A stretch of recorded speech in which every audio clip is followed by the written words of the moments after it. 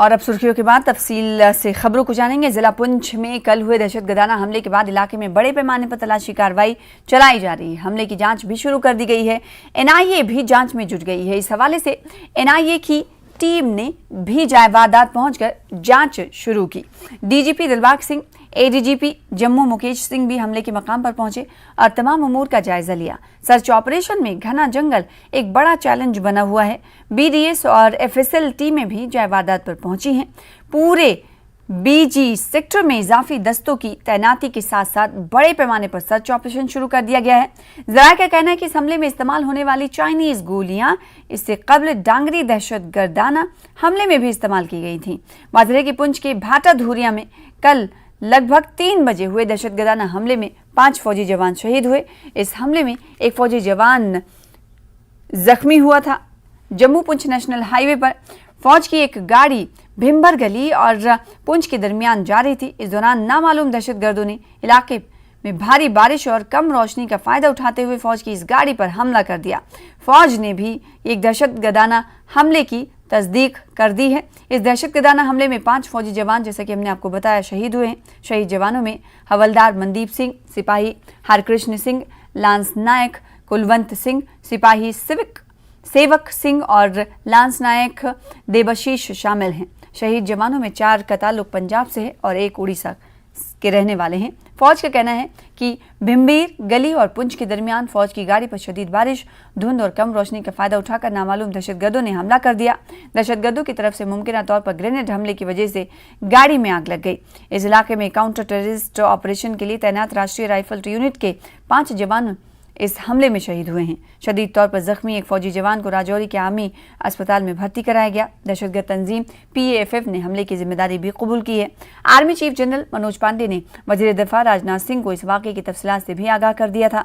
दहशतगर्दाना हमले के बाद पुंछ में सिक्योरिटी के सख्त इंतजाम कर दिए गए हैं। शहर में आने जाने वाली गाड़ियों की जाँच की जा रही है। आर्मी, पुलिस और सीआरपीएफ के जवान जाँच कर रहे हैं।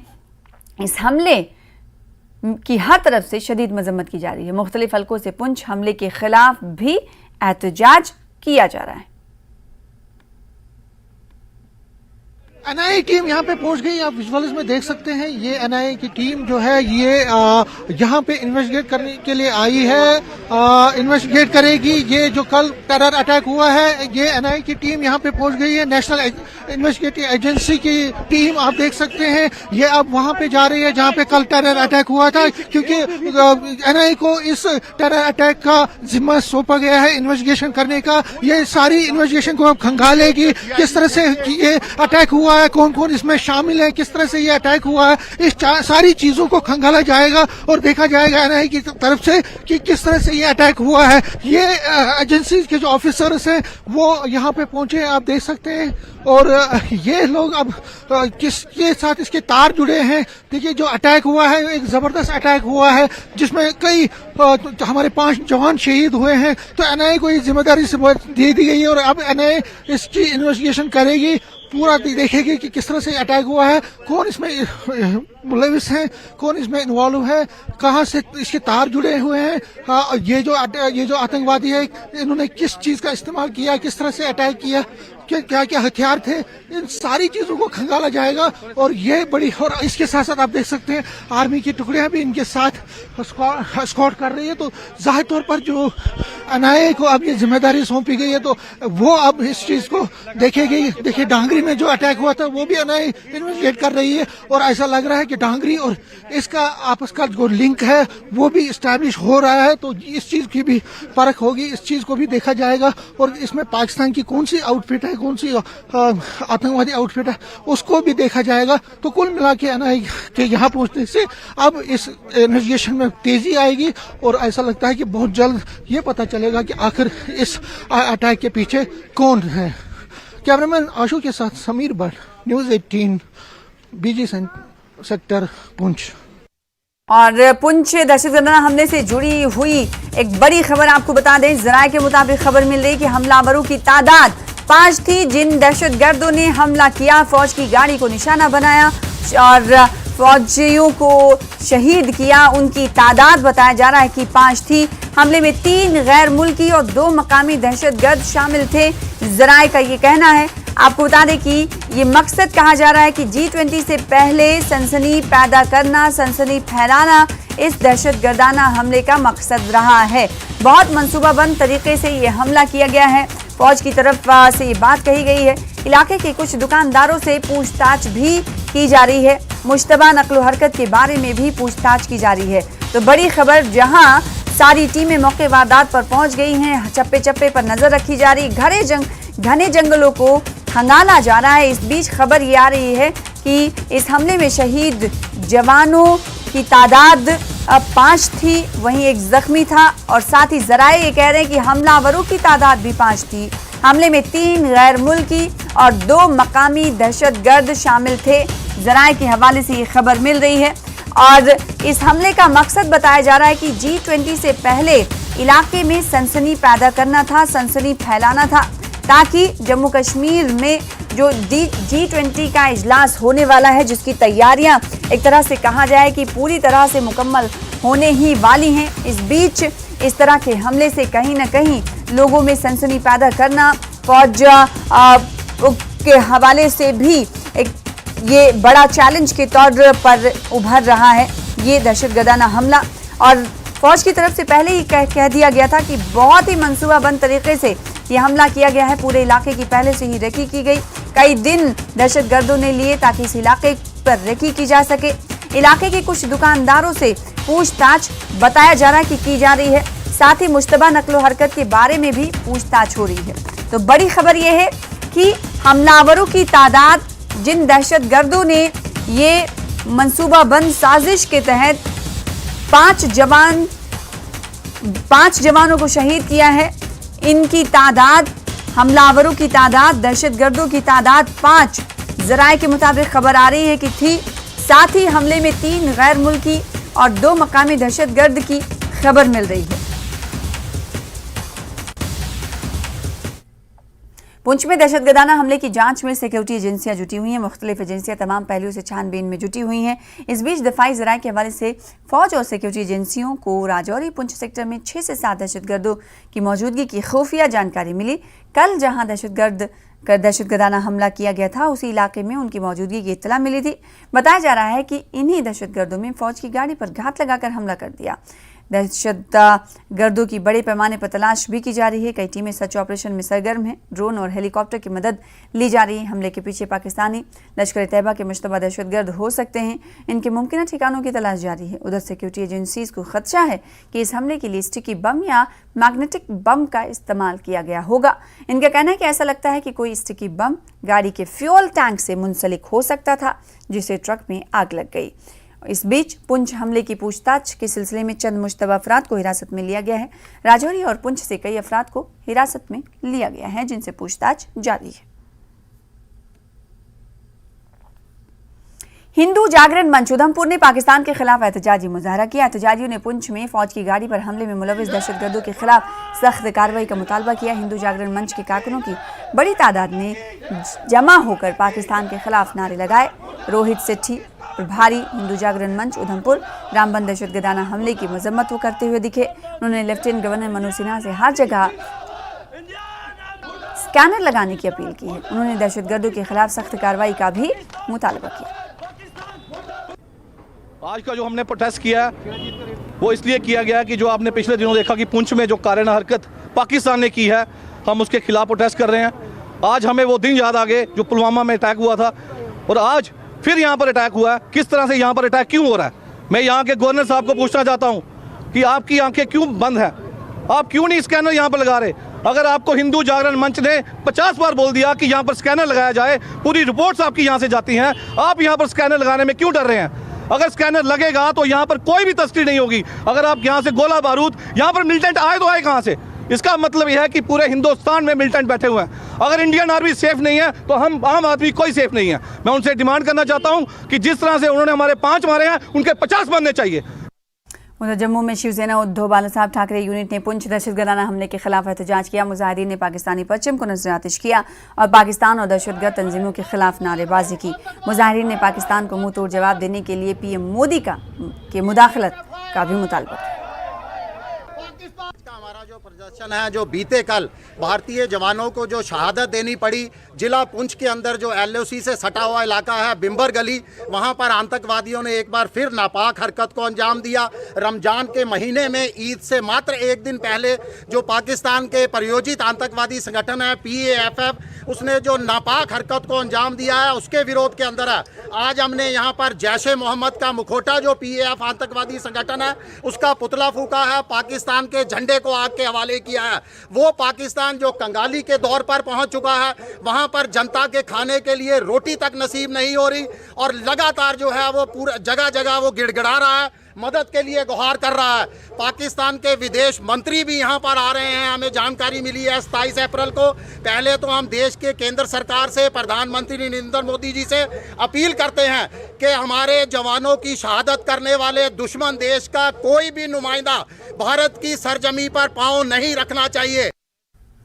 उधर पुंछ दहशतगर्दाना हमले के बाद पूरे जिले में हाई अलर्ट है। सिक्योरिटी फोर्सेज ने हर इलाके में तलाशी ली और राजौरी जिले की तमाम दाखिली रास्तों पर खुसूसी नाके लगाए हैं। सिक्योरिटी फोर्सेज के हल्का शहर में दाखिल होने वाले हर शख्स की शनाख्त चेक कर रहे हैं और राजौरी जिले के हर दाखिली मकाम की सख्ती से जांच पड़ताल की जा रही है।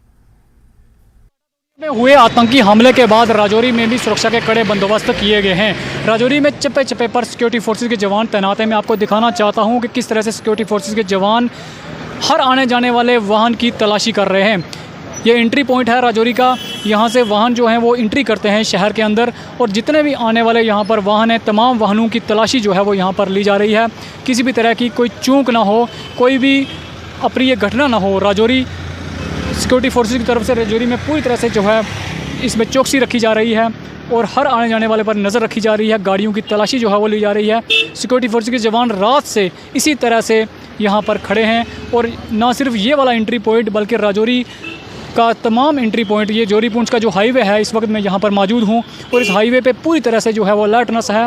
रात से ही वो पूरी तरह से अलर्ट किया गया है। सिक्योरिटी फोर्सेज के जवान जो हैं पूरी तरह से अलर्ट हैं और तलाशी जो है वो ले रहे हैं। किसी भी तरह कोई अप्रिय घटना ना हो, इसको लेकर पूरी तरह से अलर्ट हैं हमारे जवान। हालांकि राजौरी के जो दूसरे एंट्री पॉइंट हैं वहाँ भी इसी तरह से जो है वो तलाशी जो है वो चल रही है और इसके अलावा जो है वो फॉरेस्ट का जो एरिया है वहाँ पर सर्च अभियान जो है वो चलाया जा रहा है। जल्द से जल्द उन तमाम आतंकियों को मार के उनको ढेर करने की जो है वो प्रक्रिया शुरू हो चुकी है और जल्द से जल्द उनका खात्मा हो। सिक्योरिटी फोर्सेस इस बात को लेकर जो है वो पूरी तरह से अलर्ट हैं। न्यूज़ 18 के लिए राजौरी से मैं शक्ति शर्मा।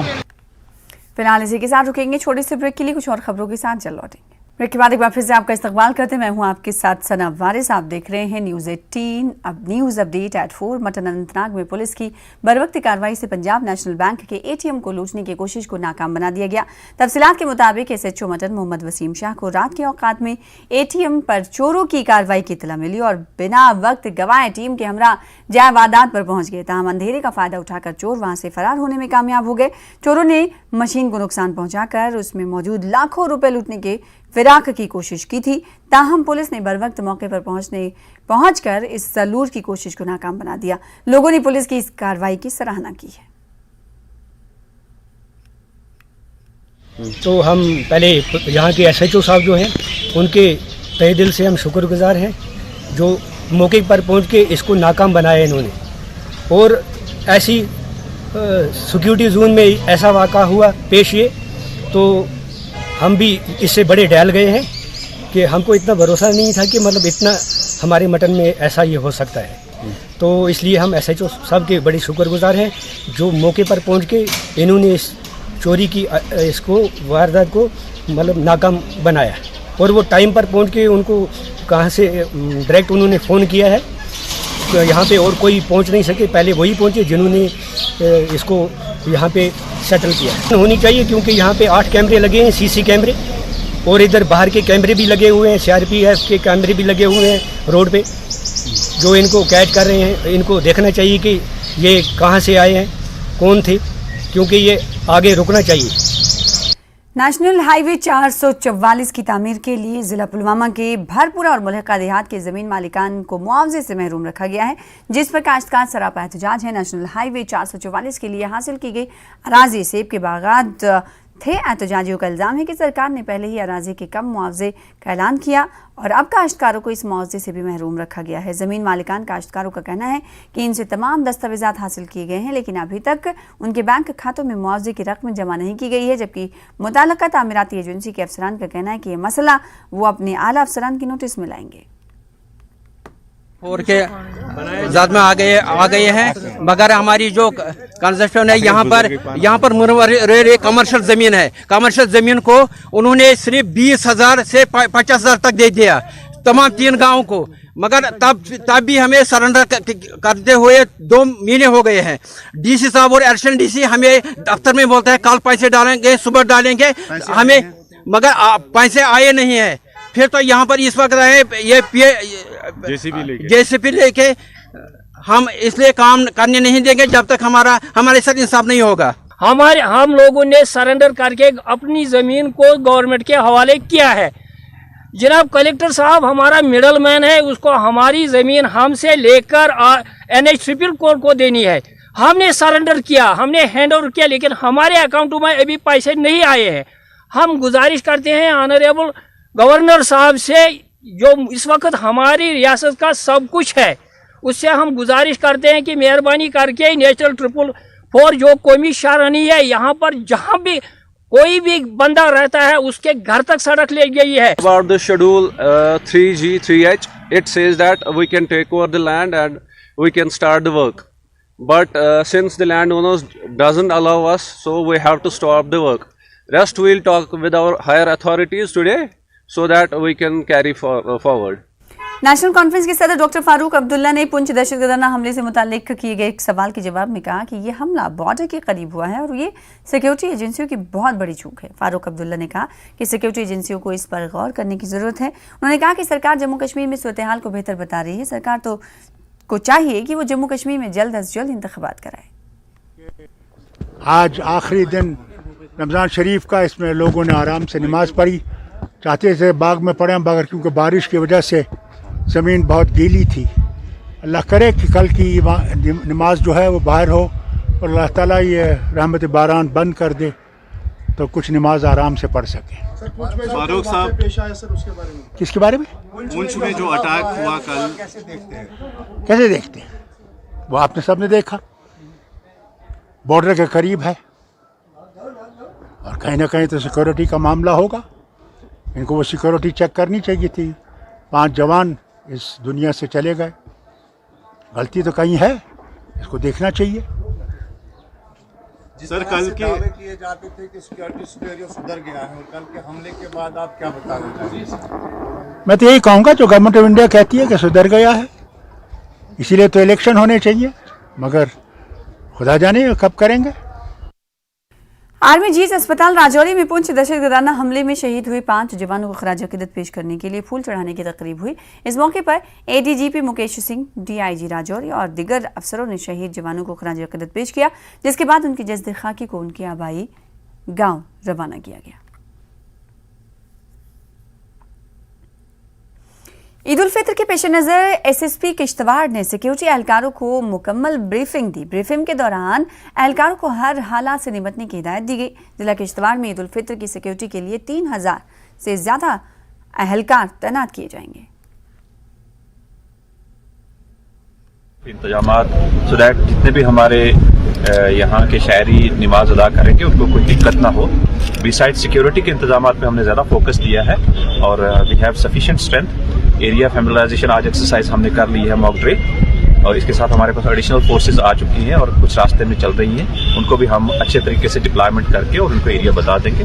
मुझे यकीन है कि इन ऑल रिस्पेक्ट्स ये पीसफुल इवेंट रहेगा और खासकर ये इवेंट पब्लिक ने ही मैनेज करना होता है। फोर्सेज तो जस्ट सिंबॉलिक होती है, बट ज़्यादा ये पब्लिक का इवेंट है, तो पब्लिक को ही अपने लेवल पे अपने हिसाब से मैनेज करना है ताकि ये इंसिडेंट फ्री और खुशी का माहौल है, और खुशी का माहौल खुशी बांटने का एक माहौल बनाना है, सो दैट आपने अच्छे तरीके से नमाज पढ़ने के बाद घरों में जाएं, रिश्तेदारों से मिलें। और रमज़ान का महीना, पवित्र महीना जो है वो हमारा आप कल्मिनेशन पे है और इसमें प्योरिटी है। ईद के मौके पर मुंबई का मुस्लिम समाज अपनी तरह से वजीर-ए-आज़म नरेंद्र मोदी का शुक्रिया अदा कर रहा है। वजीर-ए-आज़म को 11 लाख पोस्ट कार्ड ईद के दिन हर साल किए जाएंगे। इतनी बड़ी तादाद में पोस्ट कार्ड भेजे जाने का मकसद क्या है, इस बारे में बीजेपी लीडर हाजी अरफात से खास बातचीत की हमारे नुमाइंदे ने। बुरा काम जब कोई करता है तो चीख चीख के जब पुकार के हम कहते हैं कि ये बुरा हुआ, तो अच्छाई भी अपने को बहुत अच्छे तरीके से, अच्छे अंदाज से कहनी चाहिए, बतानी चाहिए। ये दुनिया को बताने का काम है। हम कई दिनों से देखते हैं, जब मैं सऊदी अरब में गया था, फिर और कई कंट्री हम जब जाते हैं तो वहां के अदर कंट्री के जब लोग पूछते कि क्या तुम्हारे देश में ऐसा चल रहा है, तुम्हारे देश में मुसलमानों पे जुल्म हो रहा है, तुम्हारा देश इस तरीके से, तो सोशल मीडिया के माध्यम से बहुत सारी गलत चीजें देश विदेश में पहुंचती है। हमारे देश में तो पहुंचती है। हमारे देश में कुछ ऐसे लोग हैं जो बुरी बात बताने के लिए फ्री बैठे हुए 24 घंटे। ये रमजान का महीना है और इस्लाम यही सिखाता है, सरकार गरीब नवाज की तहजीब यही सिखाती है कि कोई अच्छा काम करता है तो बताना। आज मेरे देश के प्रधानमंत्री जी ने जो अच्छे काम किए वो हमने बताने का एक अनोखे अंदाज के अंदर हमने शुरुआत की, आशीष शेलार जी, और हमने सोचा कि इस तरीके से हम देश के प्रधानमंत्री जी को पोस्ट कार्ड के जरिए, पोस्ट कार्ड एक जमाने में हम लोग देखते थे, हमारे जो पोस्टमैन चाचा आते थे, हम स्कूल के एग्जाम्स के पेपर लेते, लेकिन कई सालों के बाद वही पोस्ट कार्ड देखने आपको मिलेंगे। ईद के दिन हम ये देवेंद्र जी के पास जाएंगे, कई महिला जाएगी, आशीष शेलार जी के साथ में हम सब जाके देंगे और ये पूरे दिल्ली प्रधानमंत्री जी को 11 लाख कार्ड मुंबई शहर से पहुंचाएंगे। तो क्यों 11 लाख कार्ड दे रहे हैं, ये अपने आप में एक सोचने वाली बात है। एक ऐसे जब देश के प्रधानमंत्री नरेंद्र मोदी जी पहली बार प्राइम मिनिस्टर बने, उन्होंने एक ऐलान किया, एक ऐसा ऐलान था, उन्होंने कहा कि मैं मुसलमान बच्चों के हाथ में, एक हाथ में कुरान तो दूसरे हाथ में लैपटॉप देखना चाहता हूं, कंप्यूटर देखना चाहता हूं। और पूरा देश सुनता रहा कि ये बात सच है कि हमारे प्राइम मिनिस्टर नरेंद्र मोदी इस तरीके की बात कर रहे हैं। सारे इनकलाब, उर्दू टाइम, पूरे हिंदुस्तान के उर्दू अखबार में छप गया कि हमारे प्राइम मिनिस्टर ने कहा, और हमारे प्राइम मिनिस्टर ने बोला और कर दिखाया। जब मैं अल्पसंख्यक आयोग का अध्यक्ष हुआ तब मैंने जब देखा कि जब कलेक्टर की बैठक होने लगी, उस कलेक्टर की बैठक में जब मैंने देखा तब पता चला कि 2.5 लाख का मदरसा फंड आया है प्राइम मिनिस्टर की तरफ से। इसीलिए देश का मदरसे का बच्चा कहता है धन्यवाद मोदी जी, देश का मौलाना कहता है धन्यवाद मोदी जी। वो 2.5 लाख का मदरसा फंड क्या है, जो उनकी कॉपी, किताब, बुक्स लेने के लिए, मदरसा ठीक करने के लिए 2.5 लाख का कलेक्टर फंड आ। ये जो मैं बोल रहा हूं, ये बातें कर रहा हूं, मैं रोजे की हालत में कर रहा हूं। ये आपका जुमा का दिन है, अलविदा जुमा चल रहा है वसीम जी। तो ये एक चीज हुई, तो सभी लोगों ने कहा धन्यवाद मोदी जी, बोला वो कर दिखाया हमारे प्राइम मिनिस्टर ने। फिलहाल इसी के साथ इस बुलेटिन में इतना ही, मुझे दीजिए इजाजत। आदाब।